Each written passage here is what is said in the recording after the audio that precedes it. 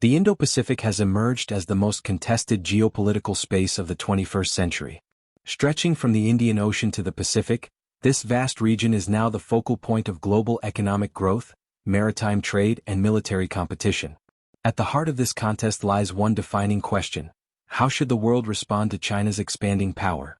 For decades, China has been carefully crafting its rise, not only through economic growth but also through political influence and military modernization. Its Belt and Road Initiative, naval expansion, and assertive diplomacy are not isolated policies.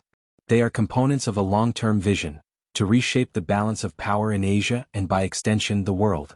But China's ambitions do not exist in a vacuum. Two countries, India and Japan, stand as critical players in shaping the future of the Indo-Pacific. Their strategic choices, their alliances, and their willingness to push back against Beijing's growing influence could determine the course of international security in the decades to come.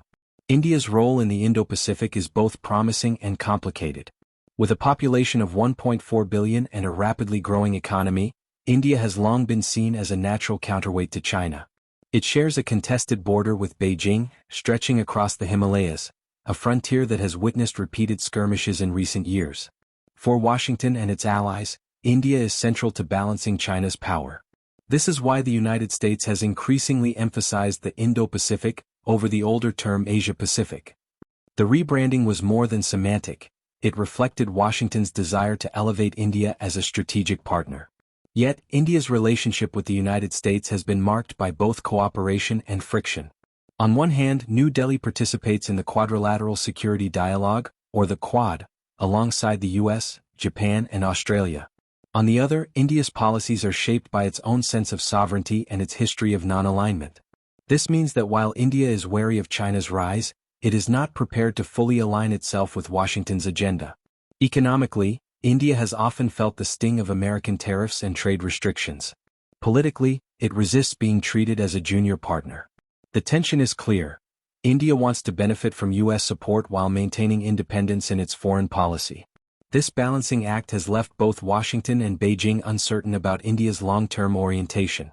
But China's behavior along the Himalayan border has pushed India closer to the United States and its allies. The 2020 Galwan Valley clash, where soldiers from both sides engaged in brutal hand-to-hand combat, was a turning point. Since then, India has accelerated military modernization, strengthened its naval presence in the Indian Ocean, and deepened its ties with Japan and Australia. Still, India faces structural challenges. Its industrial base remains underdeveloped compared to China's, and its economy, while large, struggles with inequality and infrastructure deficits. For New Delhi, resisting Beijing requires not only diplomacy and defense but also internal reforms to build lasting strength. While India hesitates, Japan has been far more decisive.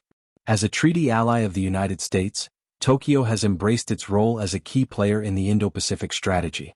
Over the past decade, Japan has quietly transformed its defense posture. Constitutional restrictions that once prevented military expansion are being reinterpreted. Defense budgets are rising. And Tokyo is actively pursuing new security partnerships, not just with the US, but also with Australia, India, and Southeast Asian nations. Japan's motivations are deeply rooted in history. Its wartime past continues to shape its regional image, particularly in China and South Korea, where memories of occupation remain vivid. Yet Japan sees no alternative but to strengthen its defenses. North Korea's missile tests, Russia's activities in the Far East, and above all, China's growing naval presence near the Senkaku Islands have convinced Japanese leaders that the status quo cannot be maintained.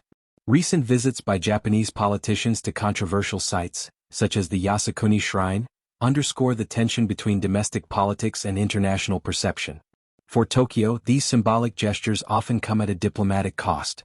But they also highlight how Japan's national identity is being reshaped in the face of rising external threats. More importantly, Japan is no longer content to rely solely on the U.S. security umbrella. Instead, it is investing heavily in its own capabilities. Plans include the acquisition of long-range missiles, development of cyber and space defense units, and a stronger naval fleet to counter China's maritime expansion. Both India and Japan face mounting pressure from Beijing. For India, the pressure comes primarily through land and trade. China's construction of infrastructure in Tibet, combined with its close ties to Pakistan, has left New Delhi feeling encircled. For Japan, the challenge is maritime. Chinese vessels and aircraft regularly operate near disputed territories, testing Japan's resolve. China's broader strategy is clear: divide its rivals, exploit their weaknesses, and prevent the formation of a unified front. This is why Beijing alternates between economic inducements and military provocations.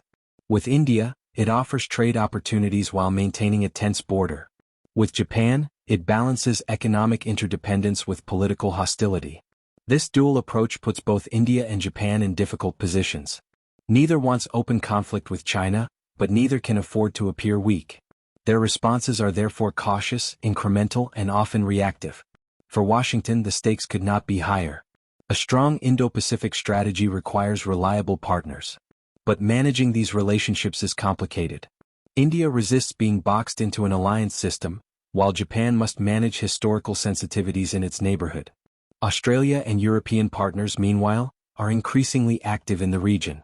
Naval patrols in the South China Sea, joint military exercises, and diplomatic coordination all point toward a broader coalition aimed at balancing Beijing's power. But without India and Japan fully committed, the coalition remains incomplete. The United States faces a delicate balancing act, pushing its partners to do more without alienating them. Over-reliance on military pressure risks escalation, while neglect of economic engagement leaves room for China to expand its influence through trade and investment. For viewers in Europe, the United States, and Australia, the Indo-Pacific may feel distant. But the outcome of this regional contest will directly affect global stability. The sea lanes of the Indo-Pacific carry the majority of world trade. Any disruption, whether through conflict or coercion, would have immediate economic consequences worldwide. Moreover, the contest is not just about territory. It is about the future of international rules and norms. Will smaller nations be able to resist pressure from larger powers? Will global trade remain open and predictable, or will it be reshaped by unilateral control? These questions go to the heart of the global order. India and Japan may not decide the future alone, but their roles are indispensable. If they align more closely with democratic partners, the Indo-Pacific could remain open and stable. If they waver, China's influence will grow unchecked. The coming decade will be decisive. By 2030, China's military modernization will have reached new levels, giving Beijing greater confidence in asserting its claims. At the same time, India's economic trajectory and Japan's defense reforms will reveal whether they can rise to meet the challenge. For the United States and its allies, the task will be to support without suffocating, to lead without dominating.